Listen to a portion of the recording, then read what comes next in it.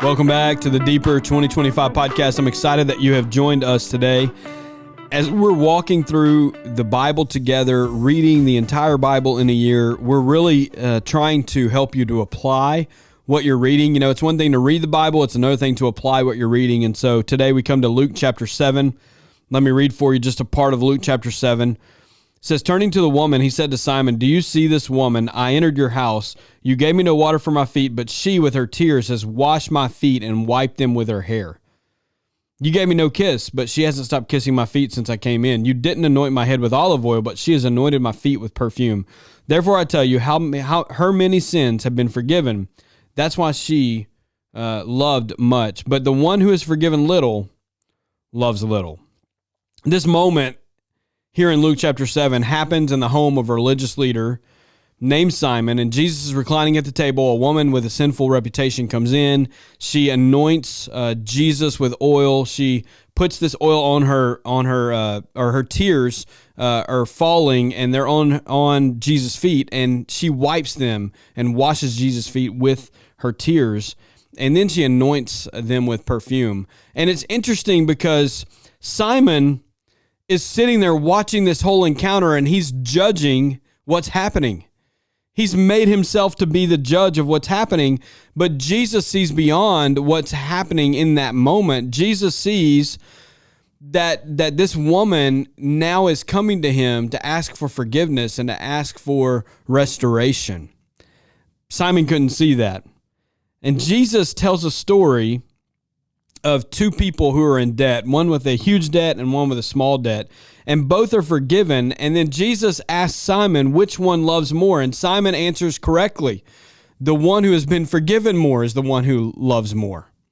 And Jesus makes a point here that, Simon, you've been forgiven very little, and so you love little. But the woman who has been caught in all these sins, she has been forgiven and she loves more, and her actions show that she loves me more than the actions that you are showing me.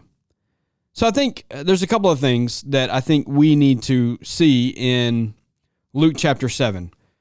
The first one is awareness of forgiveness will lead us to a deeper love of Jesus. The longer you've been in church, the less of a sinner you see yourself as. The longer, hey, I don't know what that was, but all right. You just got to hear my computer make noises for you. That's great. The longer that you've been forgiven, the less I think aware of the forgiveness that you've been given is. But our awareness of our forgiveness leads us to a deeper love for Jesus, just like this lady in Luke chapter 7. But I think the other thing we need to see is Jesus sees beyond reputation. You know, for us humans, we are huge on reputation. We want everybody to think highly of us. We think lowly of people who have a quote-unquote bad reputation, but Jesus sees beyond all that. In fact, he sees there are two different people here. There's Simon and there's the woman, and he sees both of them as sinners. He sees both of them as sinners in need of forgiveness, and he could care less whether the woman has done more than what Simon has done in the way of sin. And so you need to remember that Jesus doesn't see you for who you are. He sees you for who you can be in him.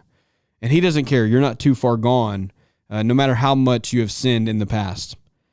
But I think the last thing I want us to see in Luke chapter 7 is that true worship flows from the heart that's forgiven, not from status. Simon had all the status in this story.